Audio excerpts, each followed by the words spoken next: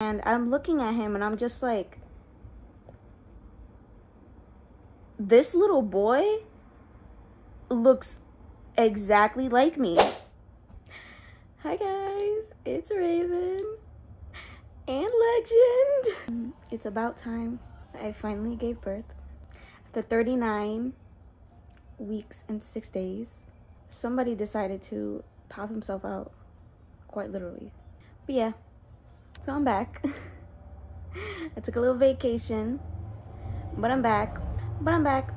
And I'm gonna give you guys my little labor and delivery story time while he's knocked out, and hopefully doesn't wake up while I'm recording, because then I have to stop for I don't know how long, because he likes to purposely do it when I'm doing something. He just drank milk. He's milk wasted. He is off of milk. So basically, I was in early labor from, I want to say 36 weeks, maybe 37. I don't remember. It was one of those. But I was in early labor and I was in pain, quite literally. My water still hadn't broken. I didn't lose my mucus plug yet. And I was having really bad contractions, but they were coming and going very, very far apart. So there was literally no chance of me being in actual labor. And I was only a centimeter dilated, a centimeter and a half.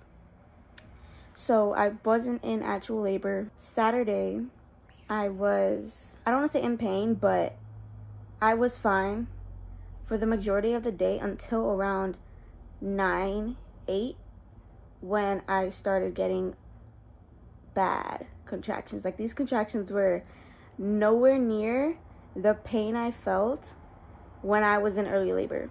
So that's why I knew something was up. And they were not close. They were at least 10, 15 minutes apart. So I didn't think anything of it. I just thought, okay, I'm having these pains again. Whatever. There's nothing I can do. They're going to send me right back home if I go to the hospital. So I didn't go to the hospital. I tried to sleep it off, see what I can do. I tried to sleep it off. I tried to lay down, drink water, do all that. And these pains were still so terrible.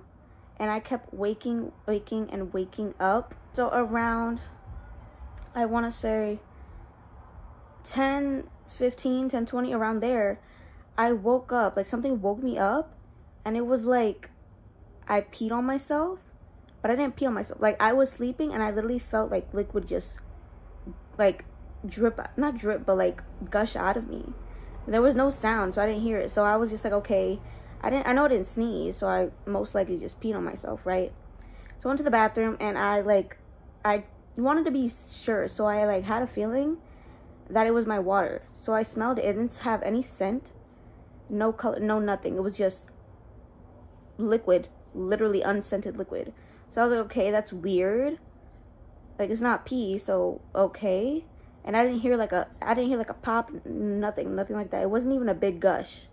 It was literally just like a little bit of fluid, and that's it. I tried to sleep it off again and see if I would feel better if I just slept, but I literally were timing them and I could not sleep. And they were just gradually getting so much worse. And eventually at like 12, I went to the bathroom to pee, and I like literally could not get up at one point because I had a contraction that was so bad that I was literally glued sitting down, and I could not move because it was so painful. I literally wanted to cry. That's how painful it was. So I went to my mom's room and I'm like, okay, like, I'm having these pains. Like, I literally threw myself on her bed. Like, it hurt so bad. And she was like, what happened? I'm like, it hurt so bad. It hurt so bad. And she was like, you having a contraction? I was like, yeah. And she was like, are you timing them? And I was laying there, I was timing them. And it got so bad to the point where I literally went to the bathroom and threw up. That's how bad it was. They hurt so bad. So I went to the bathroom, I threw up. I was just sitting there and I was timing each and every contraction. Ooh. I was timing every contraction that I had. And eventually they were getting like 3 minutes apart, 7 minutes apart, 5 minutes, 6. They were getting closer and closer. So I decided to go to the hospital, right? So I went to the hospital. They checked me in, and they were monitoring me and him. And you could literally see, like, on the monitor, you could see, like, my contractions and how big they were and how painful, because they were just like it was bad. It was bad. So they checked me again. I was only 2 centimeters dilated this time. I was 2.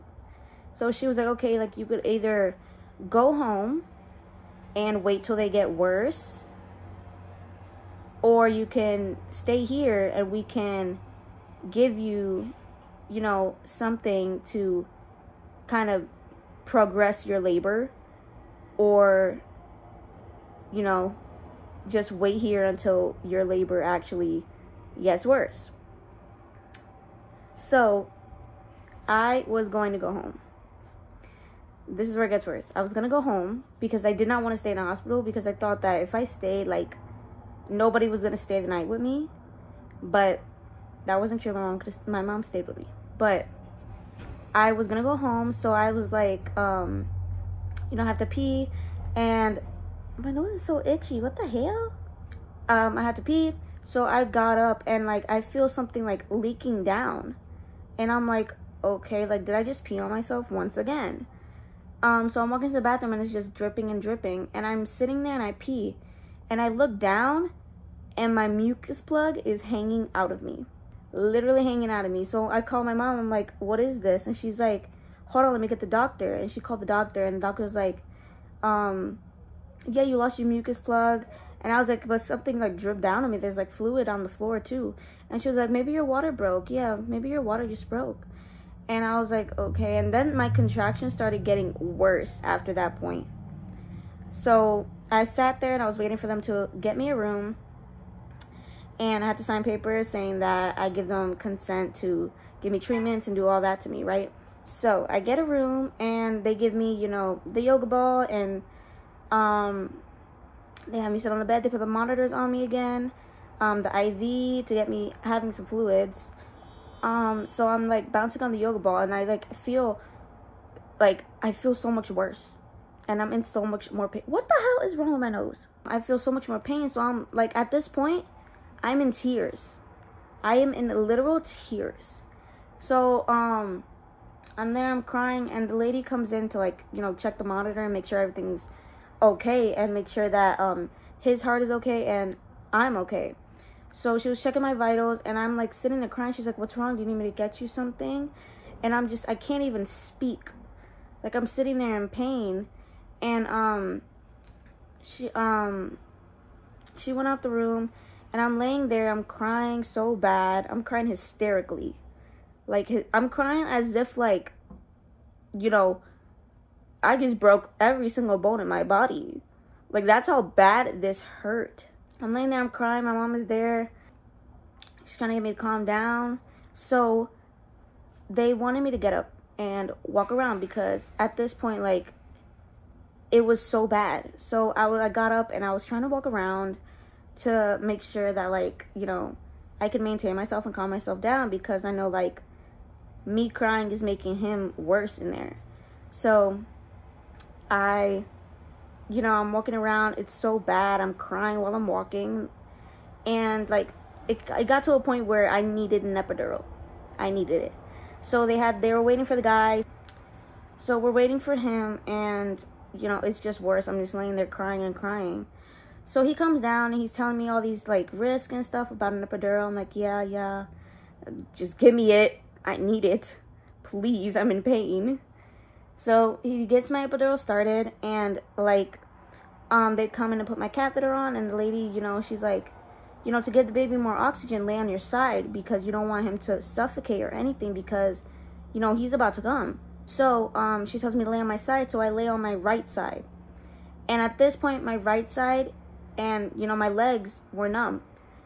But for some reason, I was still feeling my contractions, even though I had an epidural. But I was only feeling my contractions on my left side. So they call him back because, you know, either he needed to change my epidural or make the medication stronger because it was not relieving me. So my arm is asleep. So they call him and he's like, try to lay on your back, you know, because you're only feeling it on your right side. You shouldn't be feeling it only on the right side. And I lay on my back and I push, you know, they give you like a green thing so that you can't overdose on the medication, but you could give yourself medication every 10 to 15 minutes. You push the button and it gives you medication whenever you need it. So I push the button and I like feel the medication go inside me because you could feel it go through your back. So I put the medication to come down and I feel it, and like give it 15 minutes. I was, you know, feeling a relief. I was like, okay, like now I really can't feel anything. So yeah, I had an epidural and then I was relieved for most of the time. So at this time it was around 7, I want to say 7:30. She came to check me again and I was 6 to 7 centimeters dilated. So at this point we were just waiting for him to come on his own time. So it was around like 9, 8ish. They come to check me again and I was 9.5 centimeters dilated. So we're waiting there, and they come in again and we see that his heart is like dropping. So his heart was at 90s and 80s, and you know, for a baby, like his heart's supposed to be 120 and above, you know. So it was really odd that his heart was dropping. So my midwife came in, and good thing she was on this day, because we literally said like I hope she's on that day because it's her time to catch this baby. So she was on, she came in and she was getting everything prepped and everything ready for me. So at this point I was getting ready to push, okay? I was getting ready to push. They were just like, let's call it, let's have her push. So they put my leg up, they put my legs up and they have me push. So I had to breathe through a contraction and push whenever I was getting a contraction. So I started to, ooh. This boy's neck control is so strong. Like he holds his own head up and everything already. Straight out the womb too.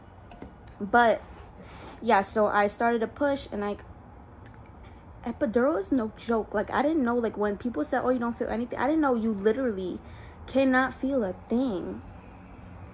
You literally cannot feel a single thing from the waist down. And I thought it was a joke. I really did, but I couldn't even tell I was pushing. That's how strong it is. So I was starting to push, and 5 minutes into me pushing, we noticed that his head was like stuck in a certain part, you know, down there. So his head got stuck, so we had to, you know, they had to clip, like cut that part so that his head can go through, because his heart was already dropping and we didn't want him to suffocate or anything like that. So his head was stuck and they cut it so that he can get his head through. But after he got his head through, he had one arm up and the other was, you know, down. So his shoulders, they didn't want anything to happen to his shoulders, so they ended up having to cut again, but on the outside, you know, not on the inside, because they had to cut in the inside first to get his head to come through, and then they had to cut me on the outside. So they snipped on the outside and they tried to like safely get his arm out and get the other arm to come through so that his shoulders wouldn't dislocate or anything like that wouldn't happen. So they got his arms through, and yeah, they put him on me, and it was so, like, I started crying because it was so relieving, and it was so healing. Like, I did not expect to feel the way I did when they put him on me. I'm not gonna lie, when they put him on me, he stunk. Like, I was gagging. And I don't know, but I was gagging, and I was, like, he stunk. And I'm sorry, it's childbirth is natural, but he stunk. I'm sorry, he smelled like I don't know, but it was terrible. So they put him on me, and then they took his weight, and I'm looking at him, and I'm just like, this little boy looks exactly like me. Like, from the eyes to the nose to he looks exactly like me. And I know people say like, oh, if you beef with your baby father your whole pregnancy, the baby comes out looking exact. No, this kid looks nothing like him. And it's crazy because it's like, damn, like, we didn't get along at all. And this kid looks exactly like me. I don't know where he got his jet black straight hair from though, but he looks exactly identical to me. And it's crazy. Yeah, he came out healthy Saturday, June 29th at 10:24 a.m. 6 pounds, 10 ounces, and 19 inches. It's so loving. It's so fulfilling to you. It's so sweet. I love it. I love it. I love this life. But yeah, the wait is over. I know you guys have been watching for I don't know how long, and I took so long to give birth, but the wait is over. I finally gave birth, and Legend is here. So no more single solo Raven videos. Now we have Raven and Legend videos. So yeah, oh my goodness, that was my labor and delivery story. Hope you guys enjoyed. Like, comment, subscribe, turn on your post notifications so you never miss an upload. And of course, follow our socials at official Raven Marie, at I am Legend Amiri, and continue your journey watching us from this point on because Legend is here. Yeah, love you.